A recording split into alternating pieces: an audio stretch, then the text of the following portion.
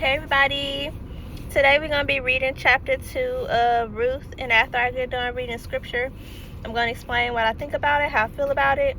And I'm not an expert in scripture at all, so please do not lean on my understanding, but trust in the Lord for understanding and for guidance. And if I mispronounce any names, places, people, words, anything like that, I do apologize. And I'm reading from my Bible. It's the New Living Translation for those who want to follow along. And without further ado, let's get started. Now there was a wealthy and influential man in Bethlehem named Boaz, who was a relative of Naomi's husband,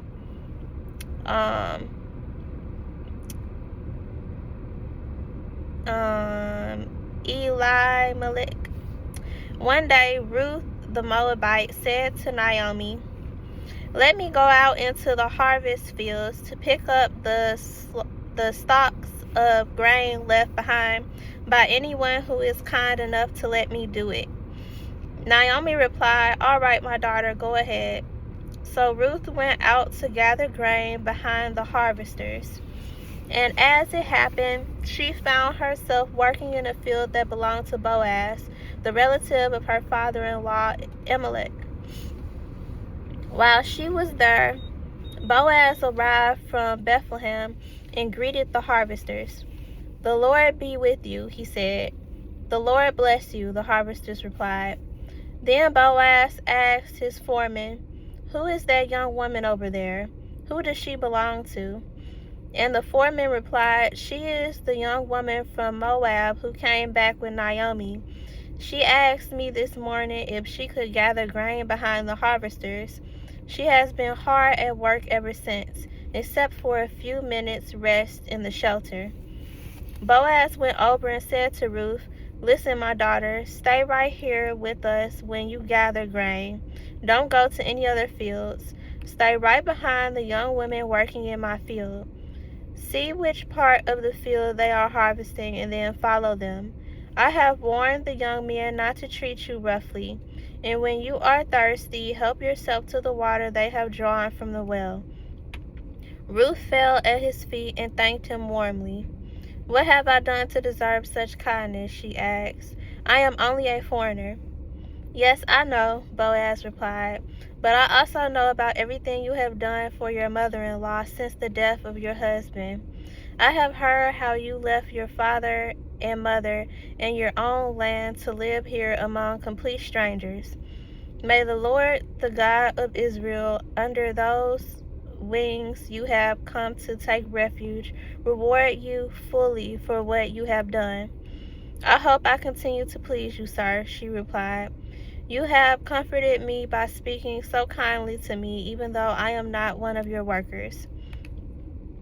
At mealtime, Boaz called to her, "Come over here and help yourself to some food.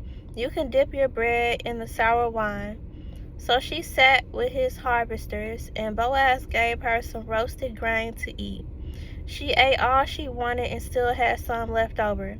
When Ruth went back to work again, Boaz ordered his young men, "Let her gather grain right among the sheaves without stopping her, and pull out some heads of barley from the bundles and drop them on purpose for her. Let her pick them up, and don't give her a hard time."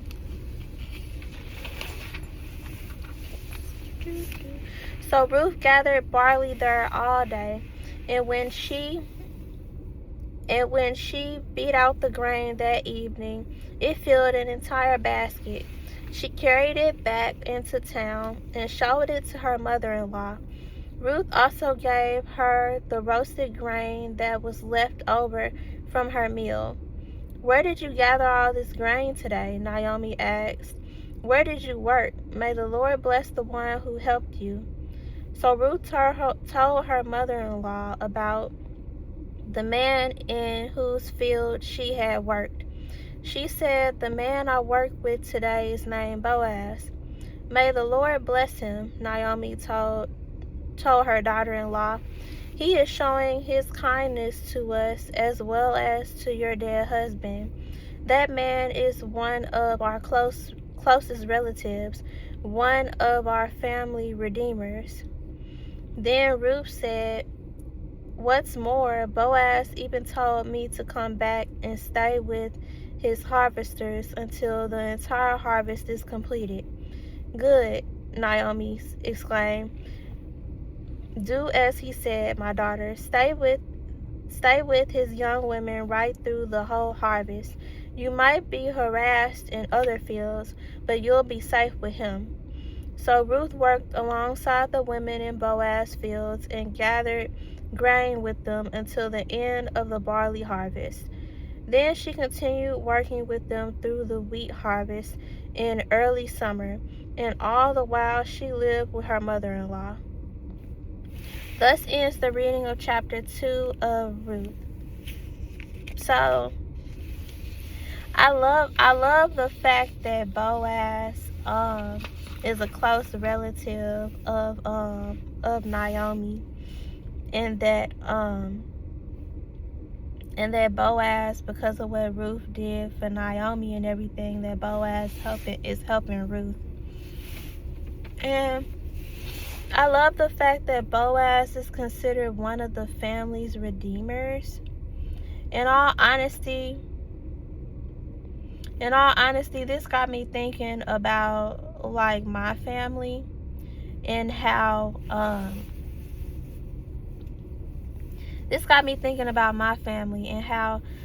I guess certain people in the family would be considered a family redeemer, because out of all of our relatives and everything, it's like a select few people who actually went off to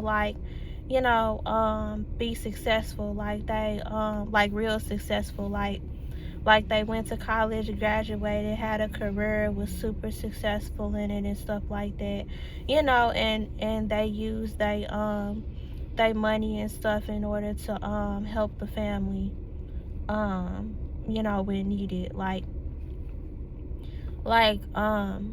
My dad, he had told me that basically I would be like a family redeemer, because I'm finna graduate with my master's degree in social work, and how I'm gonna be successful in my career and everything as a social worker, and how I would be redeeming the family in that way, because I went off to be successful, sort of like bringing honor or whatever to the redeeming the family's name. So that's what that got me thinking about, how Boaz, he literally owns, I don't even know what all Boaz does, but all I know is that he owns these fields, and he got these workers and stuff that work for him. And I'm guessing, because of Boaz's success and everything, he's brought, he's brought, I guess, wealth and like good status or something like that, towards the family. He's redeemed the family in a way, I guess. Sorry, that's something that I'd be interested in looking up. Because I know that, how like when it comes down to monarchies and stuff like that, if it's any nobility, like they're basically like, they're like the upper class, they're noble because their families are very wealthy and have prominent, positions in the royal court and stuff. They hold very high, offices, high officials and stuff. Like somebody might be, the minister of revenue or something, in charge of the finances. Somebody might be literally the royal advisor to the king or something, like noblemen, noble people. And it's like, because of their prominent job that they have, because of their high official position, because of their career and everything, and the money that they make, and the status and stuff that comes with that, it's like they have, brought great honor and wealth and status and stuff like that to their family. So it's like when you hear their family name, their last name, you think about that. It reminds me off of Game of Thrones, how if anybody has watched that show, it reminds me of how, each house, each house, you know, they got their family name, you know, Stark, Lannister, you know, Tyrell, you know, each one of them, when you say the family name, the house name, you instantly think of what all that house's relatives have accomplished. Like when you think of the Starks, you know, who are represented by the direwolves and everything, you think about how their house is big on loyalty and how they're big on honor, and how their people and everything are loyal to their own. They'll never, you know, they'll never serve anyone else but the Starks. You think about how, you know, the Starks for generations, you know, have, you know, ruled over their house and their land, and have defended their land from enemy attackers and stuff like that. And how they take care of their own and stuff. It's like you think about the honor and you think about the loyalty. When you think about House Lannister, you think about who is represented by the lion and everything. You know, like you think about how they're wealthy. You know, how really, I think about how they're wealthy, and then I think about the man who literally brought their house the most honor, which was Tywin Lannister, who was literally, you know, the one who ruled over House Lannister at the time. And literally because of his great achievements in war and stuff like that, you know, he brought the Lannisters, you know, great, you know, honor and wealth and stuff. Like, there was a house that literally tried to take the Lannister spot when it came down to the most you know, powerful house in the kingdom. You know, the Lannisters, you know, had defeated that house, you know, and it was all because of Tywin Lannister who did that. So it's like he built the name, the legacy and stuff like that for House Lannister, you know.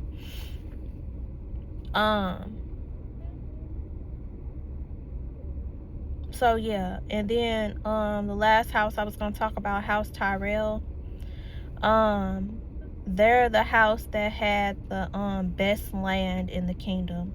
Like, their house is like rich in a whole bunch of like natural resources, like food, water, you know, like they're like the grain basket basically of the kingdom. Like, if your kingdom is ever low on food or anything like that, you go talk to the Tyrells, because they're the ones that could literally send food to feed all of the people from all the kingdoms and stuff, and can make sure everybody get food and water and stuff. It's like they might not be rich in wealth like gold and stuff like that, silver and everything, but they rich in natural resources, food, water, you know, stuff like that. So, which is better, in all honesty, if we being honest. Because I'd rather be able to eat and drink than to have a whole bunch of money that I can't do nothing with. So yeah, they were known as like the second most powerful house inside of the kingdom because of their land being the richest land, you know, the most fertile, the most lush, the most richest land in the kingdom. So they had a whole bunch of food and natural resources that they could, you know, offer. So they were rich like that. They were also known for, you know, they lavished, you know, like palace and stuff. How, you know, they had lavish gardens that grew all different types of flowers and fruits and vegetables and stuff like that. And they were known for throwing parties and everything, because I mean, their people were well fed. They didn't have anything to really worry about, because they had the most lush land. So it's like one could forget the troubling times that was going on inside of the kingdom because of them. You know what I'm saying? Like, if you lived in House Tyrell territory. So anyway, it's like that's what Boaz reminds me of right now. It's reminding me of how, like, one person from a family literally can become successful and just redeem the whole family. It's like, it's just like, you know how like Michael Jackson, like when you hear Jackson, if Jackson is your last name, everybody gonna think of Michael Jackson, are they not? And the other people from the Jackson family, like they gonna think of Michael Jackson. Like that's what they gonna think of. And it's like your family will forever have status, because of that. It's like when you think of the Obamas, Barack Obama and stuff like that. He was our president, at one point. And anyone after him who has that Obama name, they're gonna think about Barack Obama. It's like that one person in the family just brought status to your family. So somebody dog barking. I don't even know where the dog at, in all honesty. But yeah, like that's what I think of. So it's like my dad and other people in my family, they feel like I'm gonna be successful, like I'm gonna be a family redeemer, is what they feel like.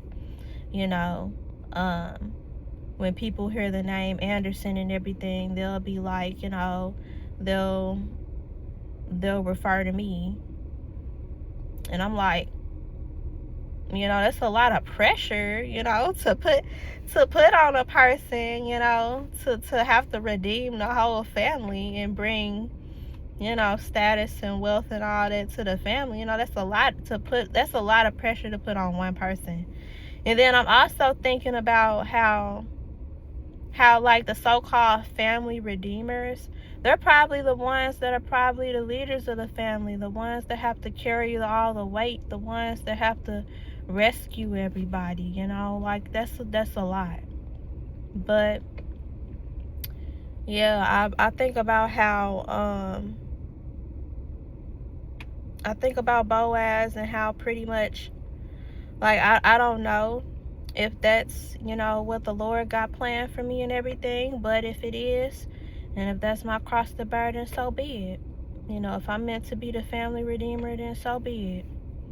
But in all honesty, the only people that can redeem, the family is the Lord, because it's the Lord who would bless me to be, successful and stuff. It's the Lord that would do that, But yeah, I just feel like it's a lot of expectations, that my family puts on me. That's a bit unfair, because other family members could work in order to make a name for themselves, and in order to rescue themselves, redeem themselves, instead of just putting all of the responsibility and all the expectations just on one person. Like, all I want in life is for people to take care of themselves. Like, the best thing that a parent can do for their child is take care of themselves. Like, a parent should be able to take care of themselves, should be able to provide for themselves, Like, it shouldn't fall on the child to have to take care of both themselves and the parent, it shouldn't be that way, It shouldn't be that way.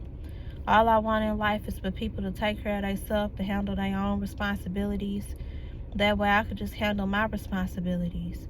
Like, why should the weight of my entire family fall on me? Why should I have to be the one to redeem the whole family, Like, everybody else can work and make a name for themselves and be successful. And you know what? That's what I think about when it comes down to them noble families and royal families and stuff. Everybody has to work. Everybody has to bring honor and stuff to the family. It don't just fall on just one person. Because what happens when that one person pass away? Then what?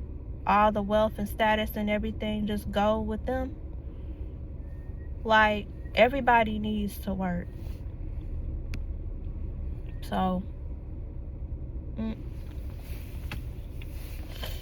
So that's how I feel, y'all. That's how I feel. And I'm sorry for getting all off into that and everything. But this chapter just literally got me thinking about that. It does. My dad said that to me yesterday and everything on the phone. And it's amazing how this chapter got me thinking about that. And now that I think about it, I did briefly, summarize Ruth chapters 1 and 2 to him yesterday. And you know what? He probably did think about Boaz as being a redeemer for the family. And he probably said this. He probably said that to me because he thought about Boaz and how Boaz and me is similar in that regard. And you know what? I don't know. It's like I would love to be successful in everything like Boaz and like other people and everything in the Bible, but I want to be successful and bring glory and honor to the Lord's name. That's the only name that I'm trying to bring glory and honor to, in all honesty. Like, I could care less about my family name, in all honesty. Like, I want to bring glory and honor and everything to the Lord's name. Like, I want people to look at me and thank God all the time. Like, I want the Lord to be able to work through me and stuff and bring glory and stuff to his name. Like, I'm really not worried about my family name. Like, my name don't mean anything. It's all about Jesus. It's all about the Lord. It's all about God. So, I hope y'all understand where I'm coming from. I love my family and everything, but I know my family.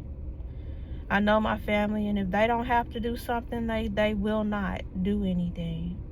The only time they get up and do something is when they absolutely have to. And for the most part, when it come down to people like me and the family who responsible and stuff like that, the family has no problem with throwing their responsibilities and stuff on the one responsible person and making them do everything. They'll basically make you the matriarch of the family, make you the person who the leader of the family, the one who's supposed to take care of everything and who's supposed to rescue everybody. That's the only reason why I'm not okay with being called the redeemer of the family. Like, because that's just another way in which they trying to put their responsibilities on me. But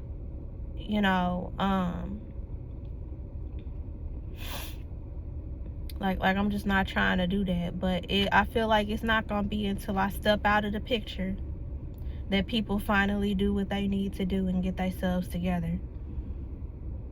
Like, it's like it reminds me of how, like, who did this happen to in the Bible? Okay, Joseph, our boy Joseph, my man Joseph. He was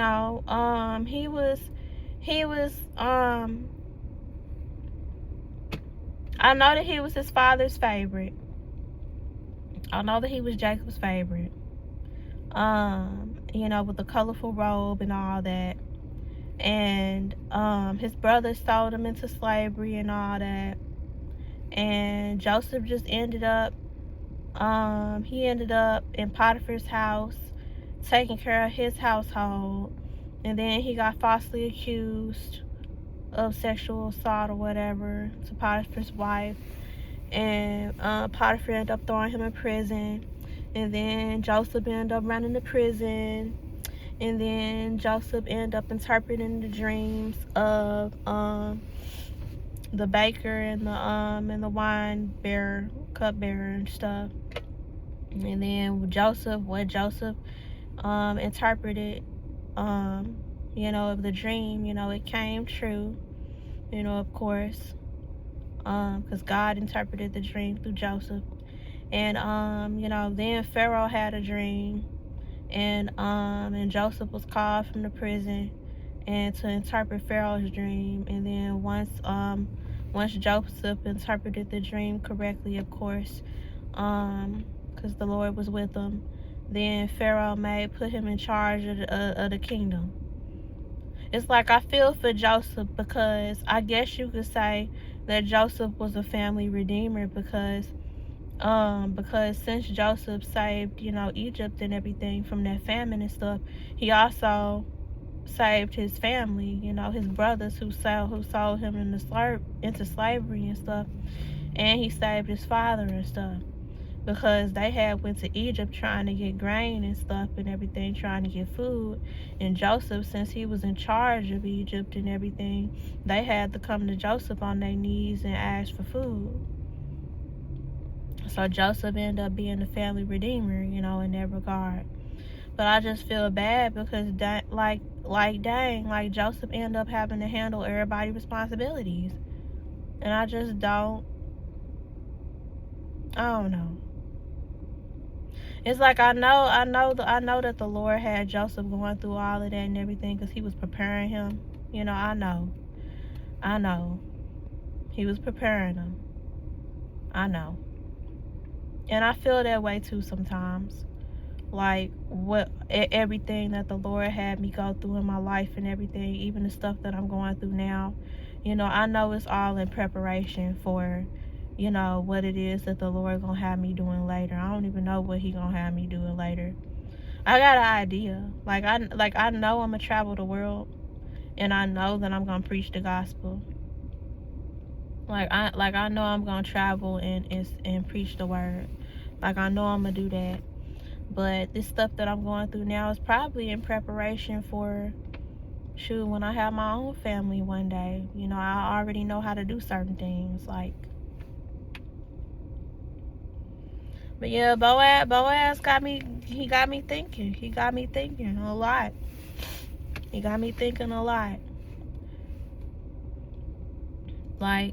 me being the family redeemer is what the Lord want me to do, then that's my cross to bear, and so be it and everything. But if the Lord don't want me to do that, and he calling me away from my family like he did other people in the Bible, like Abraham and stuff, and like Jacob and everything, if he calling me away from my family, then so be it. I'm gonna do whatever the Lord tell me to do. But yeah, Boaz got me thinking. I wonder, leave a comment and let me know whether or not any one of y'all is like the family redeemer, the one who literally, went off to school, got that job in your career and everything. Once you graduated, you successful now, and your family depend on you to do everything. Or let's say you didn't go off to school, you just became successful, you just blew up on YouTube and you doing that, or tell me how you became successful, and then tell me about what all you going through as the family redeemer. I'm interested because I'm not even well, in my opinion, I'm not even successful yet because I'm not working in my career yet. I got to get my master's first, and then I can work, and then I can work in the hospital and stuff as a social worker. I feel like I'll be successful once I, actually get in my career, start working in my field, start obtaining that knowledge and stuff, start, actually becoming a professional, I feel like you're successful when you actually, doing the work and you good at it. I feel like you're successful when you become one of the most sought after, social workers in the hospital, I guess. Or you just good at your job and you do your job well, and you successful, when you made it, because right now I'm still going through training. I'm still in school. I'm still being educated. I haven't even made it to the job yet and started training. I haven't even made it that far yet. I haven't even. But you know, family animate that I'm the family redeemer, and I'm like, oh, like, okay, that's how y'all feel, but you know, that's messed up and a lot of pressure on me, but okay. But yeah, let me know in the comments, y'all, whether or not y'all are family redeemer or not. You know, like, tell me y'all story. Just a little summary, you know. It ain't gotta be, you know, no long essay, paper, or nothing like that. Just you know, a few sentences or whatever. You know, I'm interested. Because I want to see what other people going through and everything, and whether or not I'm tripping, you know. But thank y'all so much for listening. I actually did enjoy this chapter and the conversation, you know. But thank y'all so much for listening. I love you. Jesus loves you. And have a blessed day. Bye.